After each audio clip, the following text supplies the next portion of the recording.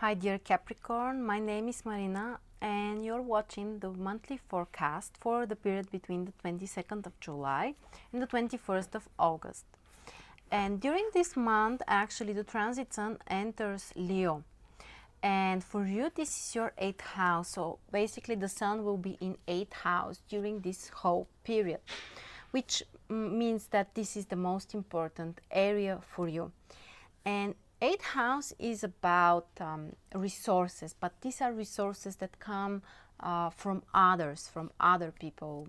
It can be from your partner or from business partners, some investors. Of course, it depends on your personal activities, but generally speaking, this is a time, to attract from others. If you want to make some kind of investment as well, this is a very beneficial transit. On the other hand, 8th house is also related with transformations. In some cases, they are influenced by some crisis. So for some of us, this might be a time when we may go through some kind of critical situations, or at least we need to transform something in our life, in ourselves, in our attitude towards life. Transformation is really an important side of 8th house. And we also have Mars in Leo. Mars entered Leo on the 20th of July, which means that the sun will join Mars in your 8th house.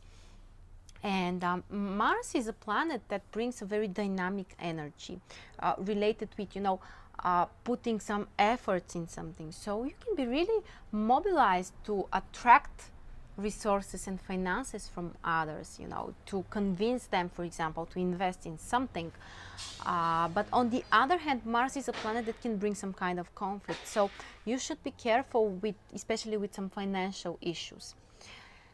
Also, Mars is a planet that can bring some accidents, some impulsiveness, taking too many risks.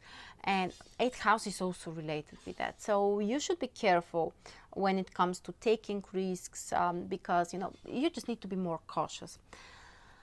We also have a new moon on the 23rd of July. Of course, it's again in Leo in your 8th house, which means that this is a great time to start something new, to put the beginning of a new project, some kind of new activity, especially if it's related with resources, basically everything that we talked about. So you can be able to take a risk in something, to have the courage to do that. And this new activity can grow for you in the future. Actually, you can develop and expand that in the future. Also, if you have some kind of financial projects, financial activities, the new moon can actually help you to start these things that you have, you want to start right now. After that, on the 25th of July, we have Mercury entering Virgo and your 9th house. Mercury is the planet of traveling, related with traveling, and 9th house is also related with traveling. So this is a very good transit to travel somewhere, to go to more distant places, or at least to learn about them. It would be great if you can visit these places, but otherwise you may just read, you may get an important information related with other countries, people living abroad, or even signing contracts with people living abroad. Of course, you have to be careful because after that we have Mercury retrograde, and that means that you need to use this transit in the beginning when we still have Mercury going direct. Next we have Venus entering Cancer. This will happen on the 31st of July. And this is your 7th house. Cancer is your 7th sign. Venus, we know that Venus traditionally rules 7th house. So this is a very beneficial, very positive and supportive transit for all kinds of partnerships, relationships, close communications with others. And these are, more emotional communications and connections with others. It's not only business, it's not only for work. You know, these are more,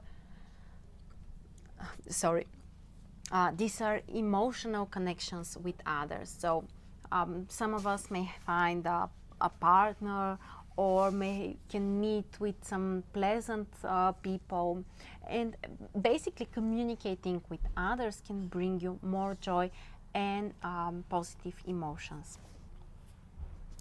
After that, on the 3rd of August, we have Uranus going retrograde. And Uranus will be stationary on the 29th degree in Aries, which for you is your 4th house. We know that when the planet is stationary, the energy is very intense, very accentuated. And when we talk about Uranus, you know, we should expect some surprises, some things which are not planned. That's why we just need to be more prepared and more cautious, because sometimes these events might be shocking for us, and the surprises might be stressful. In your case, it's about your home and family. Something suddenly may change for you, for example, with your home, with family members, you know, your communication with the family members. So just to try to be more careful. After that, on the 7th of August, we have a full moon and a lunar eclipse at the same time in Aquarius Leo. The difference between the full moon and the lunar eclipse is that when we have a lunar eclipse, the nodes are joining the sun and the moon. And we know that the nodes are actually related with our karma and some life-changing events. That's why the lunar eclipses bring some events or processes. Usually they're not one-time event, but these are some kind of long-term processes which can last from 6 months up to 3 years. In your case, 8th and 2nd house, this is the axis related with resources. So your financial situation can change dramatically. You may realize what is it that you need to change in your attitude towards money, towards resources, or some kind of investments. How much do you spend? How much do you take? And it includes also your energetic balance. It's not only about money, it's about all kind of resources. So, you know, working with the flow of energy is what you should concentrate on. And finally, we have Mercury retrograde. Mercury will be stationary and will change the motion on the 12th of August. Mercury will be stationary on the 12th degree in Virgo, which for you falls in your 9th house. And for around 3 weeks, Mercury is retrograde as usual. This is the time, these 3 weeks actually are the time when you should be especially careful with information, you know, with some plans that you are making, with your communication with others, and especially with your long-term goals and plans that you are making. It's not the best time for you to set some long-term goals. Or at least if you do that, you should be prepared that afterwards things will change and you will revision that, or the circumstances may require to make some changes. On the other hand, it's a good time, you know, to revision, to well, think about what is it that you can change in terms of your plans. Or, for example, some plans that you have made previously but they didn't work out for some reason. Now, you know, this can be restarted. Something from the past might come up in your life.